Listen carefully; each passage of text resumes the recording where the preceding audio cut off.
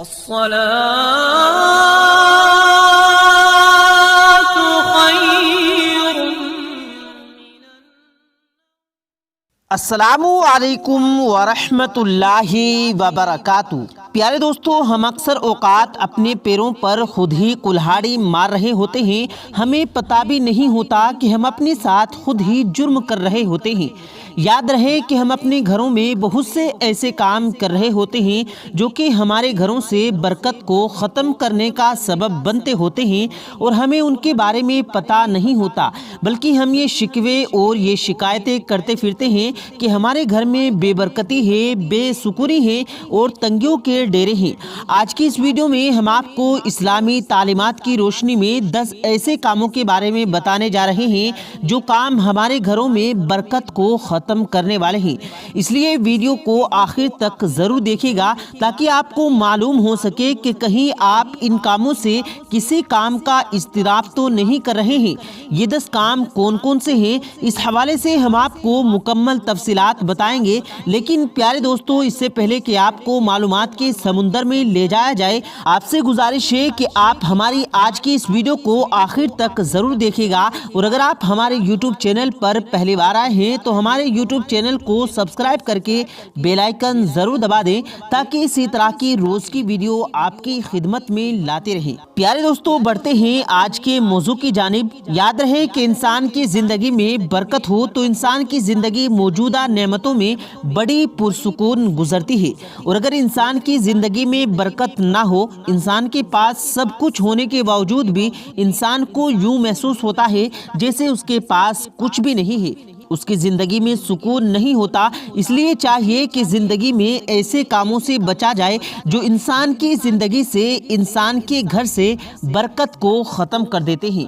آج جن 10 کاموں کے بارے میں ہم آپ کو بتانے جا رہے ہیں، یہ ہم نے مختلف ذرائع سے اکٹھے کیے ہیں۔ انہیں غور سے سنیں اور ان کاموں سے اجتناب کریں تاکہ ان کاموں کی وجہ سے آپ کا گھر بے برکتی سے بچ سکے۔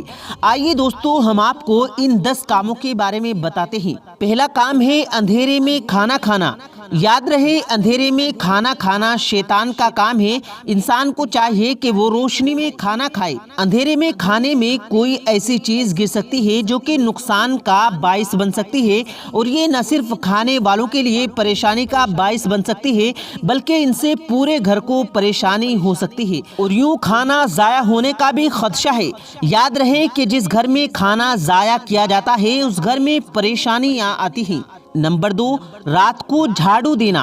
یاد رہے کہ جھاڑو دینا، کپڑے دھونا یہ دن کا کام ہے، رات کے نہیں۔ اللہ تعالیٰ خود فرماتا ہے، میں نے رات کو سکون کے لیے پیدا کیا اور دن کو کام کے لیے بنایا ہے۔ اس لیے چاہیے کہ دن کے کام دن ہی میں کرنے چاہیے، جبکہ دن کے کام رات میں اور رات کے کام دن میں کیے جاتے ہیں تو گھر میں پریشانیاں آتی ہیں۔ یہاں ایک بات سمجھنے کی ہے، باامر مجبوری شام کو یا رات کو جھاڑو لگایا جا سکتا ہے۔ کسی وجہ سے گھر میں گندگی بن گئی ہے تو جھاڑو لگا کر صاف کر دیں، لیکن رات کے وقت جھاڑو لگانے کی عادت نہیں بنانی چاہیے۔ نمبر 3 پر جو کام ہے وہ ہے پھونکوں سے چراغ کو بجھانا۔ آگ کو پھونک مار کر بجھانے سے منع کیا گیا ہے۔ جب کبھی چراغ کو بجھانے کی ضرورت پڑے تو اس کو ہاتھ کی ہوا یا اور کسی طریقے سے بجھانا چاہیے، نہ کہ منہ کے ساتھ پھونک مار کر۔ اس کو بھی بے برکتی کا سبب کہا گیا ہے۔ اور نمبر 4 جو کام ہے وہ ہے جھوٹ بولنا۔ یاد رہے، جو شخص بات بات پر جھوٹ بولتا ہے اس پر اللہ تعالیٰ کی لعنت ہوتی ہے، اور جس شخص پر اللہ تعالیٰ کی لعنت ہو تو اس گھر میں رحمت کے فرشتے نہیں آتے، اور جب رحمت کے فرشتے نہیں آئیں گے تو گھر سے برکت ختم ہو جائے گی اور گھر میں پریشانیاں اور بے برکتی آئے گی۔ نمبر 5 ہے قبرستان میں باتیں کرنا اور ہنسنا۔ یاد رہے کہ قبرستان میں جا کر دنیا کی باتیں نہیں کرنی چاہیے، بلکہ قبرستان میں دعاؤں کا اہتمام کرنا چاہیے اور قبروں سے عبرت حاصل کرنی چاہیے۔ ایک دفعہ ہمیں بھی اس دنیا کو چھوڑ کے جانا ہے اور اسی طرح سے قبر کے پیٹ میں سما جانا ہے۔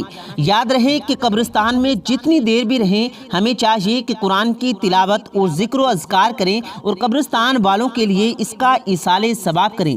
اور نمبر 6 پر جو کام ہے وہ ہے دل و دماغ میں برے خیالات رکھنا۔ یاد رہے کہ برے خیالات کا آنا انسان کے بس میں نہیں، لیکن خود سے برا سوچنا اور ایسے خیالات کو دماغ میں رکھنا درست نہیں ہے۔ ایسے خیالات سے انسان کو اپنی جان چھڑانی چاہیے۔ کہا جاتا ہے کہ جب بھی برا خیال آئے تو لا حول ولا قوت الا باللہ العلی العظیم پڑھنا چاہیے، یوں شیطان بھاگ جاتا ہے اور دل و دماغ سے برے خیالات بھی چلے جاتے ہیں۔ اور نمبر 7 پر جو کام ہے وہ ہے بغیر ہاتھ دھوئے کھانا کھانا۔ یاد رہے کہ کھانا کھانے سے پہلے ہاتھ دھونے چاہیے۔ یہ ہمارے پیارے آقا حضور صلی اللہ علیہ وسلم کی چھوٹی سی سنت ہے، گھر میں اور رزق میں برکت کا سبب بھی ہے۔ اگر کھانا کھانے سے پہلے ہاتھ نہیں دھو جائیں گے تو گھر میں بے برکتی آئے گی اور ہمارے رزق سے گھر میں برکت ختم ہو جائے گی۔ اس لیے چاہیے کہ کھانے سے پہلے اور بعد میں ہاتھ دھونے کا اہتمام کیا جائے۔ یاد رہے کہ بغیر ہاتھ دھوئے کھانا کھانے سے ہاتھوں کا میل کچیل اور جراثیم بھی پیٹ میں چلے جاتے ہیں، جو نہ صرف بیماریوں کا باعث بنتے ہیں بلکہ گھر کے اندر پریشانیوں کا بھی سبب بنتے ہیں۔ نمبر 8 یہ ہے کہ ماں باپ کو ستانا۔ یاد رہے اللہ تعالیٰ نے قرآن پاک میں ارشاد فرمایا، جب تمہارے ماں باپ بڑھاپے کو پہنچ جائیں تو ان کے ساتھ نرمی سے بات کرو اور انہیں تنگ بھی مت کرو، یعنی کہ ذرہ برابر بھی پریشان مت کرو۔ ان کا اپنے اوپر احسان یاد رکھو کہ تمہاری پرورش کے لیے انہوں نے کیسی کیسی پریشانیاں برداشت کی ہیں۔ اس لیے جس گھر میں والدین کو ستایا جاتا ہے، جس گھر میں والدین کی نافرمانی کی جاتی ہے تو برکت اس گھر سے اٹھ جاتی ہے، اس گھر میں بے برکتی اور پریشانی آتی ہے۔ یاد رہے کہ ماں باپ کو جب ستایا جائے گا تو ماں باپ کے دل سے بد دعا نکلے گی، اور جب ماں باپ کے دل سے بد دعا نکل گئی تو پھر ایسا شخص کبھی بھی کامیاب نہیں ہو سکتا، اس کی زندگی میں پریشانیاں ہی پریشانیاں ہوتی ہیں۔ یاد رہے جس طرح سے والدین کی دعاؤں سے انسان کی زندگی میں برکتیں آتی رہتی ہیں، اسی طرح سے ان کی بد دعا سے برکتیں ختم بھی ہو سکتی ہیں۔ اس لیے اپنے والدین کی قدر کریں۔ اور 9واں جو کام ہے وہ ہے مکڑی کا جالا چھوڑنا۔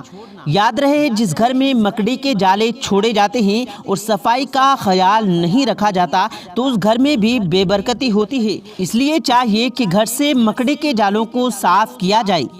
اور نمبر 10 پر جو کام ہے وہ ہے اللہ تعالیٰ کا شکر ادا نہ کرنا، یعنی کھانا کھانے کے بعد اور اللہ تعالیٰ کی نعمتیں استعمال کرنے کے بعد اللہ تعالیٰ کا شکر ادا نہ کرنا، یہ بھی گھر سے برکت کو ختم کر دیتا ہے۔ یاد رہے کہ اللہ تعالیٰ قرآن پاک میں خود فرماتا ہے، اگر تم میری نعمتوں کا شکر ادا کرو گے تو میں ان میں اضافہ کروں گا، اور اگر تم ناشکری کرو گے تو اللہ کا عذاب بڑا سخت ہے۔ اس لیے ناشکری سے بچنا چاہیے۔ اگر اللہ کی نعمتوں کی ناشکری کی جائے گی تو گھر سے برکت چلی جائے گی اور گھر میں اللہ تعالیٰ کی ناراضگی آئے گی، جس کی وجہ سے بے برکتی اور پریشانیوں کا سامنا کرنا پڑے گا۔ پیارے دوستو، یہ تھے وہ 10 کام جو گھر میں بے برکتی کا سبب بنتے ہیں۔